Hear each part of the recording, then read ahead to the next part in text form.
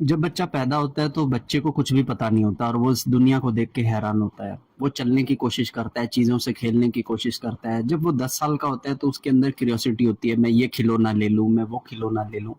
जब वो 20 साल का होता है तो वो थोड़ा-सा फैशन को अपनाता है, गर्लफ्रेंड बॉयफ्रेंड के मैटर में पड़ता है, बहुत सारी चीज़ें कार, बाइक, सुपर कार्स इनके चक्कर में पड़ता है। जब वो 30 साल का होता है तो वो चाहता है कि वो किसी तरीके से भी अच्छा पैसा कमाए, अपनी रेपुटेशन बनाए, 10 लोगों में उसका नाम हो, नेम हो, फेम हो, ये सारी चीज़ें। जब वो 40 साल का होता है तो उसे लगता है कि यार अब मेरी बहुत कम समय रह गया बुढ़ापा आने में, तो अब मेरे पास 4-5 साल है कि मैं कोई मेहनत करके अपना नाम फेम बना लूँ और मेरा बुढ़ापा आराम से निकले। जब व्यक्ति 50 का हो जाता है तो उसे इतना तो समझ आ जाता है कि हमारा जो जीवन होता है ना, ये हमारे कर्मों से अटैच होता है। जिन लोगों ने तरक्की की वो उनके कर्म थे, और वो लोग अगर तरक्की नहीं कर पाए या कर पाए तो उन्हें समझ में आ जाता है, तो कहीं ना कहीं उनके पीछे जो है कुछ ऐसी हिडन ताकत थी जो उन्हें तरक्की दे रही थी। जब व्यक्ति 60 साल का हो जाता है तो उसे ये समझ में आता है कि जो जिंदगी होती है ना, ये हमारे पूर्व जन्मों के कर्मों पर भी निर्धारित होती है। और जैसे जैसे व्यक्ति उसमें से पास हो जाता है तो नई जो है बीज आ जाते हैं और वो लोग जो है अपनी मृत्यु की तरफ जाने लगते हैं। तो आपकी वैल्यू इस समाज में कुछ भी नहीं है। और जब व्यक्ति 70 साल का हो जाता है तो अब उसकी चिंता उसके शरीर को लेकर होती है, और उसे ये होता है कि मैं कितना जी पाऊंगा दवाइयों के सहारे से और चलने के सहारे से।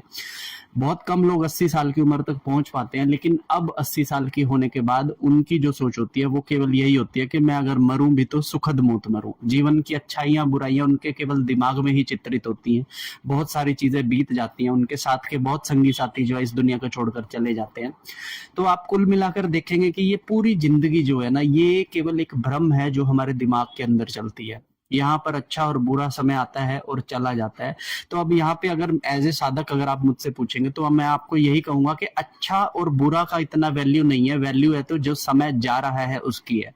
आज का जीवन आपका जो भी है ये पूर्व कर्मों के हिसाब से है, लेकिन अब आप इस जीवन के अंदर हो तो कुछ ऐसे सदकर्म कर लो कि आने वाले जीवन आपके सुधर जाएं। हो सकता है कि इस जीवन में आपको कुछ नहीं मिला, लेकिन आने वाले जीवन में आपको बहुत कुछ मिले। उसके लिए आप इतना नाम जाप ध्यान साधनाएं करो, आप अपनी आत्मा की तरक्की करो। ठीक है, मरो तो ऐसे मरना कि मरने के बाद तुम्हें क्या गिफ्ट मिले ये तुम्हें सोचना पड़े। ठीक है ना, तो ऐसे कर्म करके जाना, गलत काम मत करना, ज्यादा शॉर्ट टर्म सुख के चक्कर में आप मत पड़ना, क्योंकि आप देखोगे कि इस दुनिया का सबसे बड़ा सुख भी एक्चुअल में तो सुख है ही नहीं जब आप उसके एनालाइज करोगे तो। ठीक है, तो इन सब चीजों का ध्यान रख के अपनी जिंदगी को जिया करो। ठीक है ना, ये सक्सेस अनसक्सेस ये सब आपके कर्मों में लिखी गई चीजें, इनसे आपको कोई नहीं बचा सकता। जिस दिन आपको चोट लगनी होगी वो लगेगी, ये एक सच है। ठीक है, तो आशा करता हूँ कि आप इस बात को समझेंगे।